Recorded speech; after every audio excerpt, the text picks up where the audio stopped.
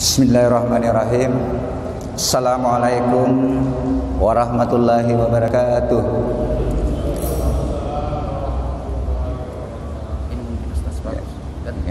Ya makanya. Baru hari ke-8 ini, hari ke-8 di 9. 9 sudah loyo-loyo ini membalas salam. Saya ulang deh. Assalamualaikum warahmatullahi wabarakatuh. Alhamdulillah, alhamdulillahirabbil alamin. Allazi ja'ala syahra Ramadan ursila fihil Qur'an hudal linnas wa bayyinatin minal huda wal furqan. Asyhadu an la ilaha illallah wahdahu la syarikalah wa asyhadu anna Muhammadan abduhu wa rasuluhu la nabiyya ba'dah. Hadirin sidang jamaah zuhur yang insyaallah dimuliakan Allah. Senantiasa kita panjatkan puji dan syukur, dan harus kita buktikan, karena syukur itu bukan hanya dalam bentuk ucapan.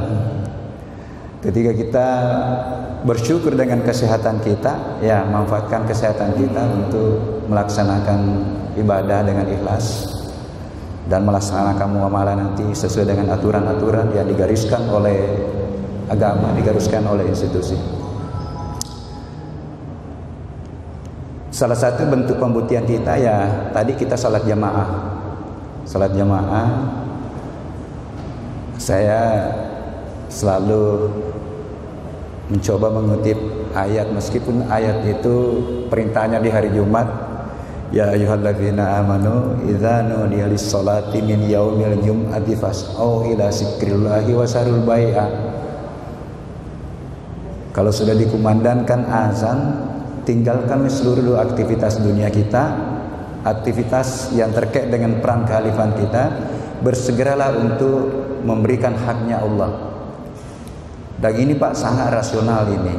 Masa hanya 15 menit?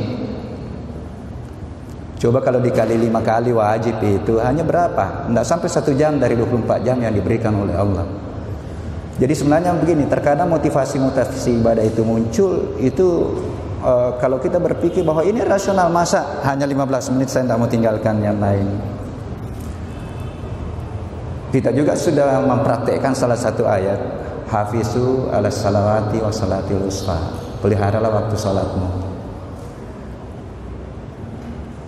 Ini landasan berpikir utamanya. Nanti kenapa harus itu, kenapa harus tepat waktu, kenapa harus di awal waktu. Disitulah banyak rahasia-rahasia yang terungkap oleh baik secara spiritual maupun secara ilmu pengetahuan. Selawat dan taslim kita haturkan kepada Nabiullah Muhammad SAW, Nabi yang kita yakini dan sudah sering kita dengar dari para kiai, para ustaz, bahwa perilaku Rasulullah itu adalah perilaku yang apa yang dikatakan dalam Quran. Itulah yang diperhatikan menjadi sunnah dan dibukukan di dalam hadis-hadis yang bisa juga kita nanti memaknai bahwa ketika kita sudah bersyahadat, pada hakikatnya kita sudah komitmen akan menjadikan Rasulullah sebagai contoh suri teladan dalam melakukan aktivitas, baik di dalam melakoni peran kehambaan maupun dalam melaksanakan peran kehalifan dalam berbagai profesi. Hadirin sidang jemaah zuhur yang insya Allah dimuliakan Allah, sebagaimana pertemuan yang pertama dan sudah disampaikan bahwa insya Allah panjang umur ini akan berlanjut selama 4 kali. Pertama kalau nggak salah Pak, 4 kali hari Rabu, 4 kali. Jadi masih ada 3 hari Rabu. Saya mencoba untuk supaya fokus, karena pada pertemuan pertama itu saya sudah sampaikan secara umum atau secara global untuk apa sih sebenarnya manusia diciptakan hadir di permukaan bumi. Karena begini, salah satu harapan universal yang diharapkan oleh manusia, mau semua selamat di dunia wal akhirat. Kita semua selamat. Makanya itu ada doa, hampir tidak pernah lepas dari itu. Rabbana atina fid dunya hasanatan wa fil akhirati hasanatan wa qina azabannar. Nah, rupanya Islam itu sudah agama keselamatan. Jadi Islam itu kan frame kehidupan ya, yang sudah diwariskan oleh Rasulullah, yang dilengkapi dengan aturan-aturan atau silmi kafah untuk menuju pada aslam atau keselamatan. Jadi insya Allah kita sudah tidak salah pilih, itu selamat nanti itu. Nah, referensi untuk bagaimana menata hidup menuju pada keselamatan, memang referensi utamanya adalah Al-Quran, yang kedua hadis, yang ketiga kitab-kitab, baik kitab-kitab ilmu pengetahuan umum maupun kitab-kitab yang sudah diwariskan oleh para ulama-ulama terdahulu.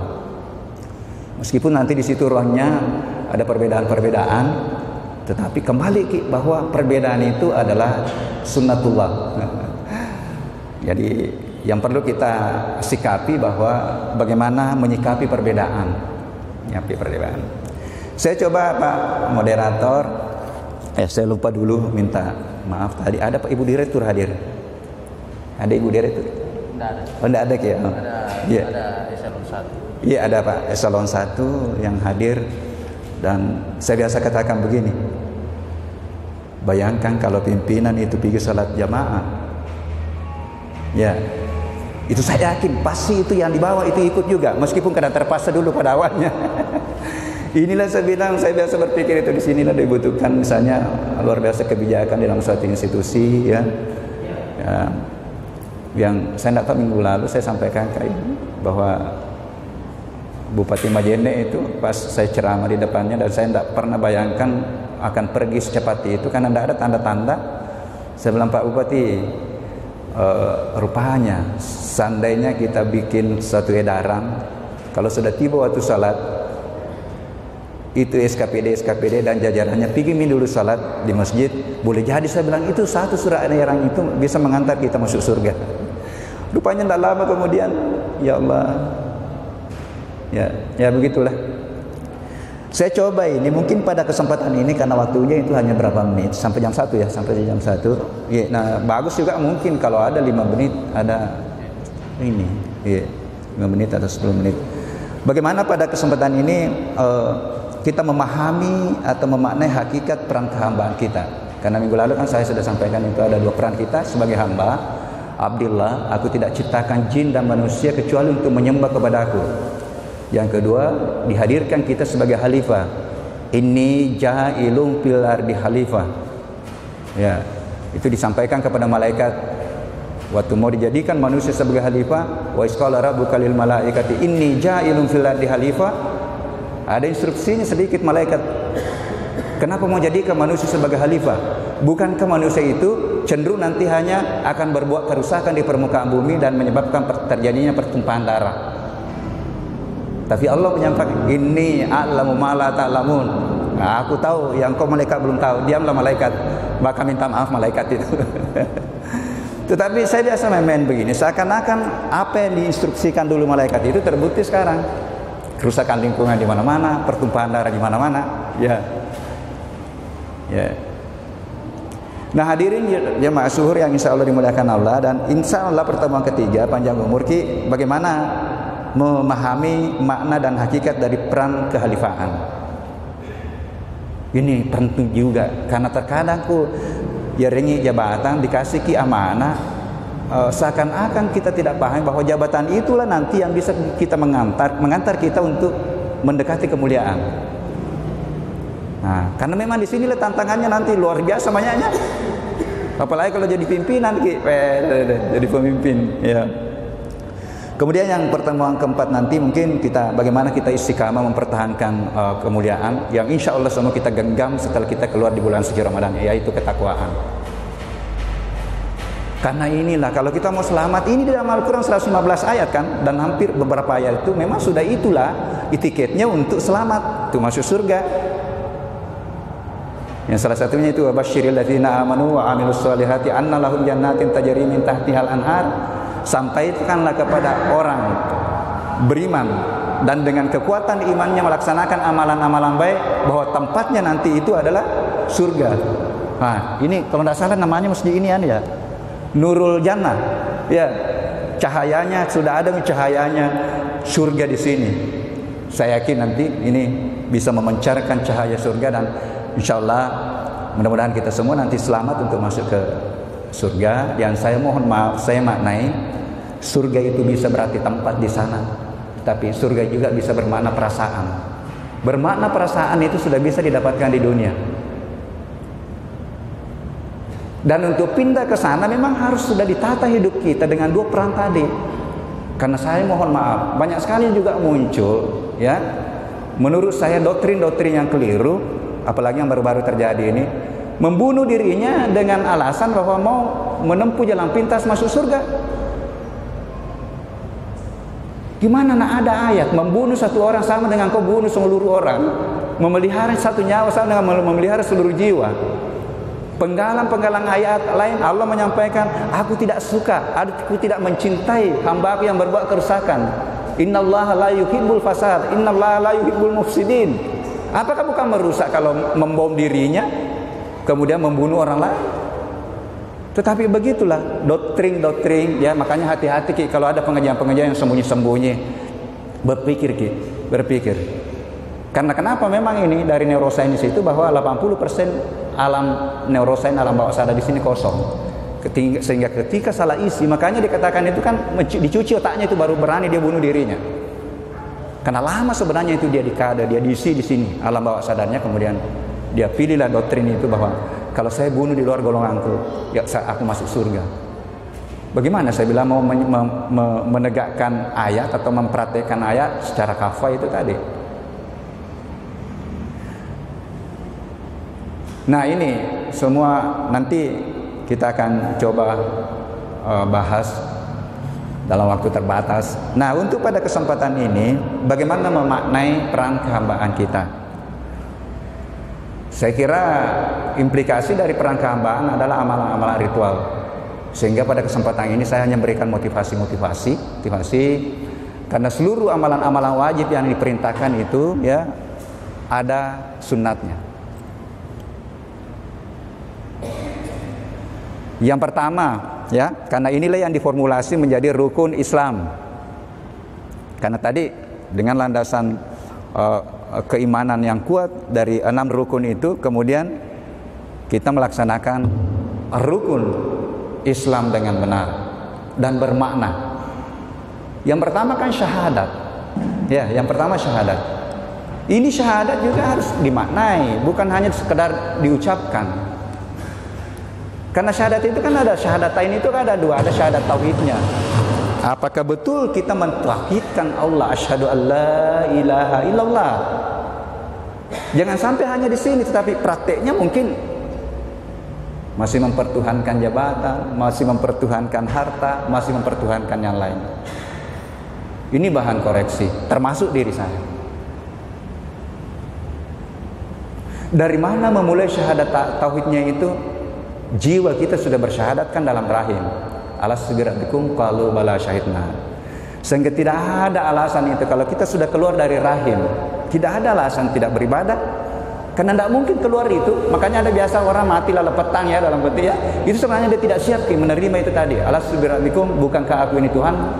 Kita sudah bahas, kita sudah balas bala syahidna.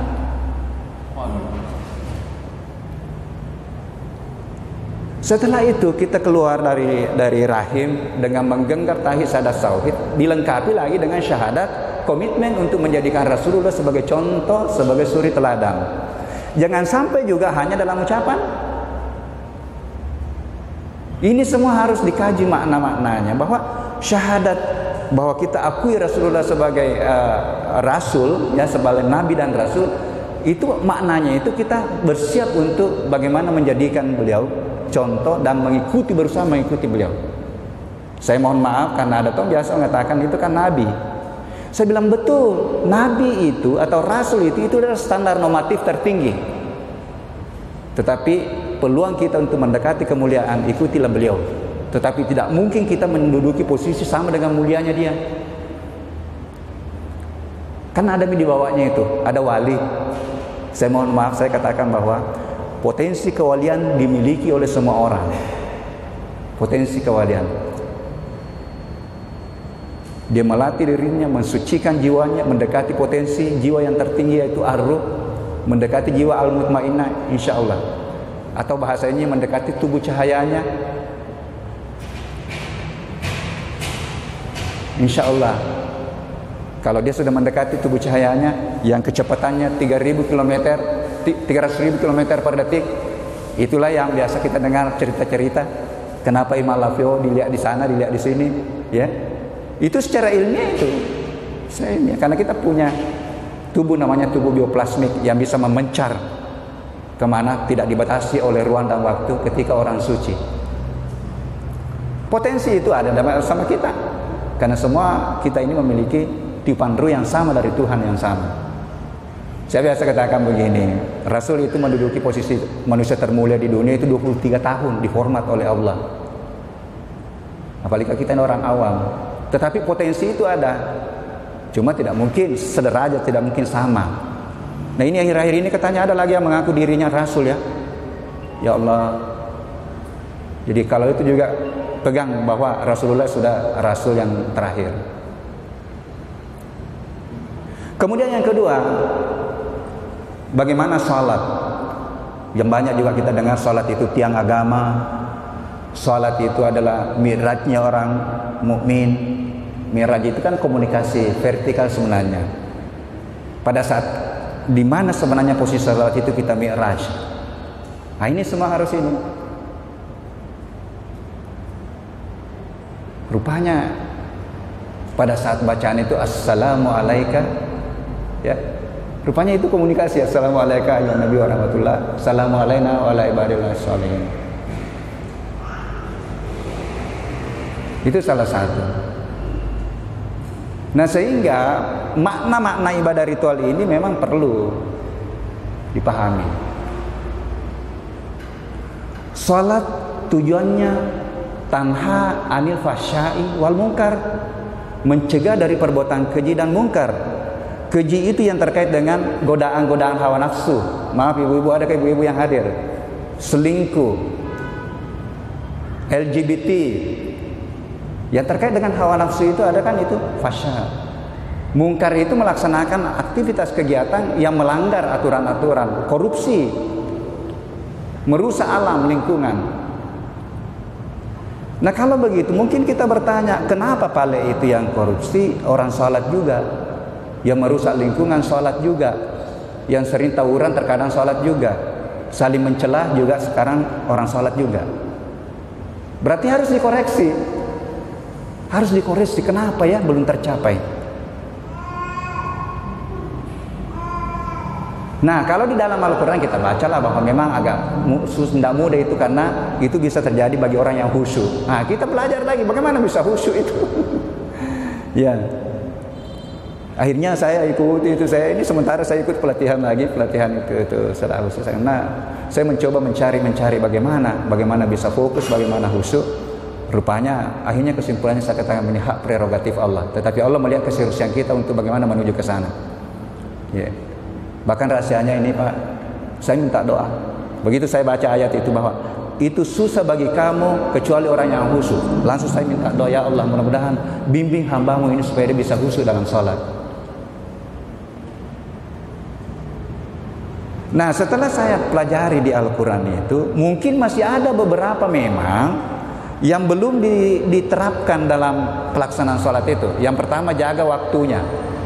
Misalnya tadi awal waktu ya, jaga waktu. Kemudian yang kedua, ini mohon maaf kalau mudah-mudahan saya tidak keliru. Seakan-akan di dalam Al-Quran itu perintah untuk sholat sama kedudukannya perintah untuk mengkaji Al-Quran.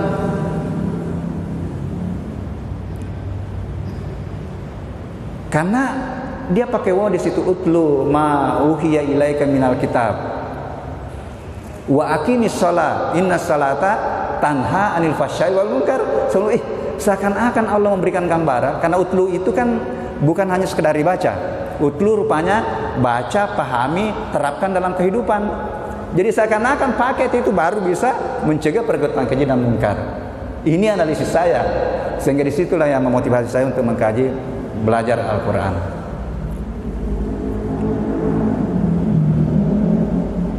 Karena mengenal Tuhan pun juga dia sudah perkenalkan dirinya dalam Al-Quran. Dia perkenalkan zatnya, laisa kamitslihi syai'un. Dia perkenalkan namanya, dia perkenalkan sifatnya, dia perkenalkan perilakunya. Jadi 2 tempat Allah memperkenalkan dirinya itu kalau kita mau cari. Baca ki Quran, ayat-ayat kauniyah yang tertulis dalam Al-Quran, kemudian baca ki alam, baca makhluknya, baca diri. Itu juga perintah kan? Wa fil ardi ayatun lil mukminin wa fi anfusikum afala tubsirun. Akhirnya aku bawa apa Pak ke pembelajaran itu, kalau mengajarkan misalnya biologi, mengajarkan sel, saya tunjukkan kebesaran Allah di balik sel.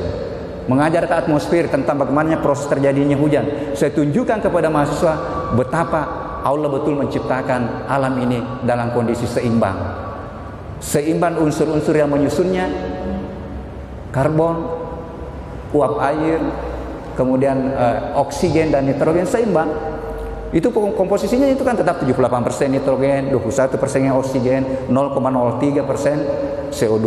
Dan CO2 inilah yang bertambah sekarang. Akibat ulahnya manusia terjadilah pemanasan bumi. Dan itu juga ayat kan. Kenapa terjadi bencana di mana-mana? Kan Allah sudah menyampaikan kalau ini kau lakukan ini terjadi. Ini motivasi dari bagaimana kita mengkaji Al-Quran. Kita yang tidak tahu bahasa Arab, ini Pak Haji, saya baca artinya. Ya, meskipun saya juga ikut sekarang belajar kan bahasa Arab. Saya ikut belajar, ada pelatihan memahami Al-Quran sekejap itu. Ya, saya ikut. Sudah ikut. Sementara ikut pelatihan ini. Jadi 2 pelatihan saya ini sementara berjalan. Karena di situ muncul saya masih sangat kurang. Dan perjalanan keselamatan adalah harus kita bagaimana memaknai peran-peran ibadah kita dan peran kehalifan kita. Nah, itu terkait salat. Dan pengalaman pribadi saya juga bahwa salat itu merupakan suatu rangkaian dari wudhu. Jadi mulai dari niat wudhu, kemudian setelah wudhu itu membaca doa, setelah itu usahakan jangan dulu ada kegiatan lain sebelum salat. Istilahnya guru memang secara fikih tidak batal, tetapi energi wudhu untuk mengantar kita khusyuk dalam salat itu sudah berkurang ketika banyak kegiatan-kegiatan dulu mari masuk salat. Sekali lagi secara fikih tidak batal.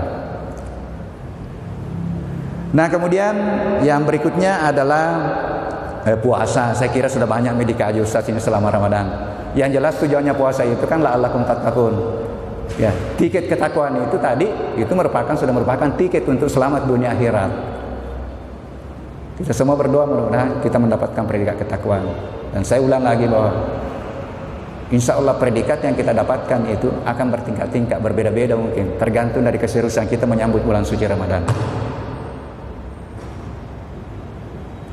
Kemudian yang terkait dengan ibadah ritual kan zakat. Ini juga hampir semua ayat, ada 13 ayat itu zakat itu paket dengan sholat. Ini juga mungkin saya bilang mungkin kita sholat tapi belum mempaketkan dengan zakat itu, sehingga tadi sholat kita belum optimal membentuk pribadi kita di antara sholat. Saya hanya karena apalagi di kampung itu Pak, masih banyak yang tidak sadar betul itu. Kenapa kita tidak kasih keluar zakat? Pertanyaan saya kan belum wajib zakat. Padahal yang diminta, rahasianya diminta oleh Allah secara proporsional 2,5%. Berarti kalau sedikit-sedikit juga keluarkan. Ya meskipun secara fikih ada lagi haulnya, tetapi alangkah mulianya kalau setiap tadi kita dapatkan itu kasih keluar minimal 2,5%. Alangkah mulianya.